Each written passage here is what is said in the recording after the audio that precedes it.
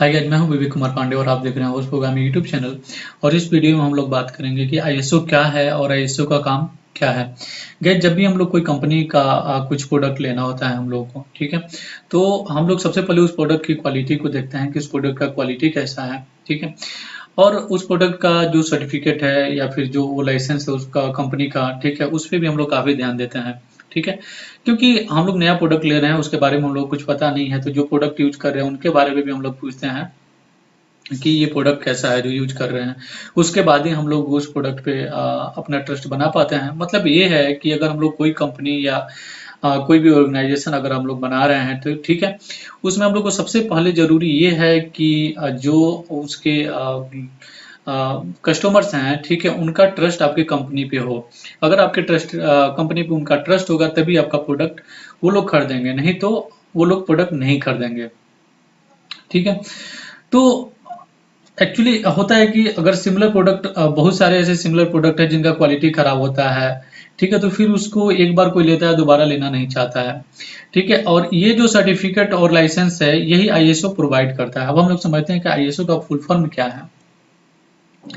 ISO का full form होता है इंटरनेशनल ऑर्गेनाइजेशन फॉर स्टैंडर्डाइजेशन, ठीक है। यह एक प्रकार का क्वालिटी स्टैंडर्ड सर्टिफिकेट होता है, ठीक है, जो किसी भी बिजनेस इंस्टीट्यूशन या इंडस्ट्री को दिया जाता है। और इसमें लगभग 160 से भी ज़्यादा कंट्रीज आईएसओ के मेंबर हैं।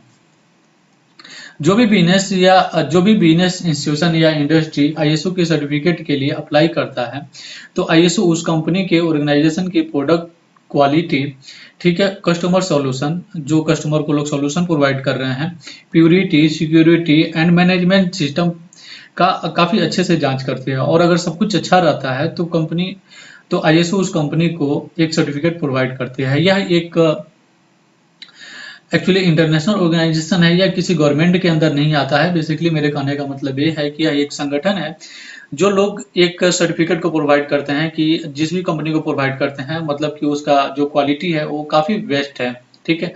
वहाँ का जो मैनेजमेंट सिस्टम है वो काफ़ी अच्छा है, वहाँ का जो सिक्योरिटी है वो काफ़ी अच्छा है, और जो कस्टमर को वो लोग सॉल्यूशन प्रोवाइड करते हैं वो भी काफ़ी अच्छा है। तो जब ये आईएसओ जब ये देता है, और ये किसी गवर्नमेंट के अंदर नहीं आता है, सिंपली एक संगठन है जो 160 कंट्रीज के अंदर ये वर्क कर रहा है अभी के लिए, ठीक है। आईएसओ का जो सर्टिफिकेट है वो डिफरेंट के लिए डिफरेंट चीज़ों के लिए डिफरेंट डिफरेंट इनका कोड होता है, ठीक है। अब हम लोग समझते हैं कि आईएसओ का कोड क्या होता है। जैसे कि आपने देखा होगा बहुत सारे कंपनियों पे कि जिसमें लिखा हुआ रहता है आईएसओ द्वारा सर्टिफाइड है ये कंपनी, ठीक है। बेसिकली कोई भी जैसे कि ऑर्गेनाइजेशन है, कोई भी इंस्टीट्यूशन है, वहाँ भी ऐसा रहता है कि ये आईएसओ का द्वारा सर्टिफाइड है। वहाँ पे एक कोड भी लिखा रहता है। उस कोड कुछ इस तरह से होता है, जैसे कि आईएसओ आप स्क्रीन पे देख सकते हैं।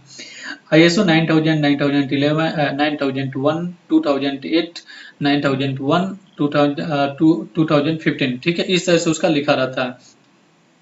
अब हम लोग समझते हैं कि इसका मतलब क्या है, ठीक है। ये जो कोड यहाँ पे लिखा हुआ है इसका मतलब क्या है। एक्चुअली देखिए, आईएसओ का जो स्थापना हुआ था वो 23 फरवरी 1947 में हुआ था, ठीक है।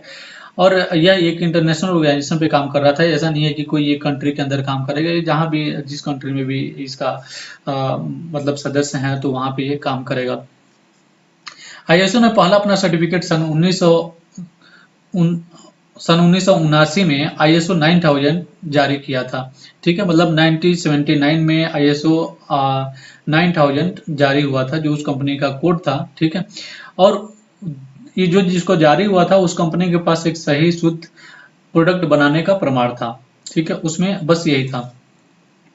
फिर आईएसओ के नियमों में जैसा जैसा उनका रूल बदलता गया उसी प्रकार से इनके कोड बदलते गए। जैसे कि आईएसओ 9000, आईएसओ 9000 2008, आईएसओ 9001 2015, ठीक है। जैसे जैसे इनका नियम बदला उसी तरह से आईएसओ जो सर्टिफिकेट कोड देता है वो भी बदलते गया। अब कोई भी कंपनी को अभी के टाइम अगर कोई भी कंपनी अपने प्रोडक्ट का जांच करवा कर आईएसओ से सर्टिफिकेट लेना चाहता है तो उस कंपनी को आईएसओ 9001 2015 के तहत प्रमाणित किया जाता है। अभी भारत में लाखों कंपनियां आईएसओ से सर्टिफाइड है, ठीक है। अब हम लोग समझते हैं कि आईएसओ के कोड के हिसाब से यह कितने टाइप के होते हैं और कौन सा कोड किसके लिए ये काम करता है, ठीक है। तो सबसे पहले आप यहाँ पे स्क्रीन पे देख भी रहे होंगे, वहाँ पे मैंने यहाँ पे दिखा रहा है कि ISO 9001-2008 ये क्वालिटी मैनेजमेंट के लिए होता है। ठीक है, ISO 9001-2015 ये क्वालिटी मैनेजमेंट सिस्टम है जो क्वालिटी को मैनेज कर रहे हैं उनके लिए है। ठीक है, ISO 14001-2015 इन्वायरमेंट मैनेजमेंट सिस्टम के लिए है। ISO 33,001 ये एंटी बाइबरी मैनेजमेंट सिस्टम है। ISO 31,000 रिस्क मैनेजमेंट के लिए है। वैसे ही आप यहाँ पे देख सकते हैं ISO 27,001 information security management system के लिए है, मतलब कि IT सिक्योरिटी के लिए है। ISO 10,002 ये कंप्लेंट मैनेजमेंट सिस्टम के लिए है। 26,000 सोशल रिस्पॉन्सिबिलिटी के लिए है। 28,000 ये सिक्योरिटी मैनेजमेंट के लिए है। 22,008 ये फूड सेफ्टी मैनेजमेंट सिस्टम के लिए है। ठीक है, ISO 639 ये लैंग्वेज कोड के लिए है। ISO 4217 ये है करेंसी कोड के लिए। ठीक है, फिर से आपको यहाँ पे दिख रहा है ISO 3166 ये है कंट्री कोड के लिए। ISO 8601 ये है डेट और टाइम फॉर्मेट के लिए। ठीक है, उसके बाद लास्ट है यहाँ पे ISO 20,121 ये है सस्टेनेबल इवेंट्स के लिए। ठीक है, तो आपने देखा कि जो ISO का डिफरेंट कोड है वो किस किस के लिए यहाँ पे यूज होता है। अब हम लोग बात करते हैं कि ISO का सर्टिफिकेट लेने के लिए फीस कितना लगता है। अगर हम लोग इसको अप्लाई करते हैं तो कोई भी फ्री में तो नहीं देगा। अगर कोई भी आके आपको जांच कर रहा है तो फ्री में तो नहीं होगा, तो जरूर इसका कुछ चार्ज लगता होगा। तो हम लोग देखते हैं कि इसका चार्ज कितना लगता है। अगर ISO के एप्लीकेशन की फीस की बात करें तो यह अपने जो भी इनके संगठन है, ठीक है, वो उस कंपनी के ऊपर निर्भर करता है जो कि ये सर्टिफिकेट लेना चाहता है। उस कंपनी के ऊपर ये निर्भर करता है उस कंपनी का साइज कितना बड़ा है, उसमें कितने लोग काम कर रहे हैं। ये सारी चीजें ISO के सर्टिफिकेट एजेंसी कैलकुलेट करती है, उसके बाद इनका फीस लिया जाता है। ठीक है, अब हम लोग देखते हैं कि ISO के फायदे क्या हैं। अगर सर्टिफिकेट ले रहे हैं तो उसके क्या फायदे हैं। ठीक है, तो ISO सर्टिफिकेट मार्केट में आपके प्रोडक्ट के लिए ट्रस्ट काफी बढ़ाता है। अगर आपके पास सर्टिफिकेट है इसका तो आपके प्रोडक्ट के लिए इसका ट्रस्ट काफी बढ़ जाता है कस्टमर्स का। ISO सर्टिफिकेट आपके प्रोडक्ट का प्यूरिटी का एक प्रमाण मिल देता है। ISO सर्टिफिकेट से इंडस्ट्री और कंपनी को बढ़ावा मिलता है। ठीक है, इससे कंपनी के प्रोडक्ट में और लागत में भी सुधार होता है, क्योंकि ये बहुत ही बेटर एक मैनेजमेंट प्रोवाइड कराता है।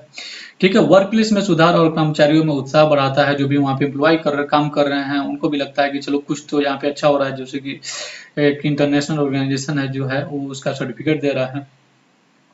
इंटरनेशनल लेवल पे इसका मान्यता प्राप्त हो जाता है और क्वालिटी स्टैंडर्ड का सर्टिफिकेट भी मिल जाता है। आप किसी को दिखा सकते हैं कि देखो ISO ने इसका सर्टिफिकेट दिया है तो इसके क्वालिटी में कुछ खराब नहीं है। ठीक है, तो आई होप कि आप लोग समझे कि ISO क्या है और इसके फायदे क्या हैं, ISO कितने प्रकार के होते हैं, इसमें फीस कितना लगता है और ISO का डिफरेंट कोड कैसे है वो भी आप लोगों ने समझा इस वीडियो में।